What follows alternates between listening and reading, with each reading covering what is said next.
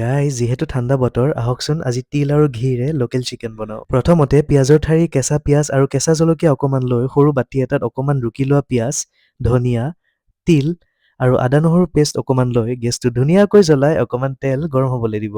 আৰু গৰম হোৱাৰ পিছত এতিয়া কেইটামান তেজপাত, জলকীয়া আৰু কাটি থোৱা পিঁয়াজ লগতে ৰুকি লোৱা পিঁয়াজখিনি দি তাত আদা নহৰু পেষ্ট লগতে কাটি থোৱা পিঁয়াজৰ ঠাৰিখিনি দি লেংটা কৰি থোৱা চিকেনটোক মেকআপ ৰুমত ধুনীয়া হ'বলৈ পঠাই দিব, মানে কেৰাহীটোত দি দিব। আৰু গোটেইখিনি দি দিয়াৰ পিছত এতিয়া অকণমান লাৰি হালধি গুড়ি, আপোনালোকৰ সোৱাদ অনুযায়ী নিমখখিনি দি 2 মিনিটৰ বাবে ঢাকি দিব। আৰু এতিয়া প্ৰায় 2 মিনিট পিছত ঢাকনিখন খুলি অকণমান লাৰি দিব, লগতে বনাই থোৱা তিলৰ পেষ্টখিনি দি দিব।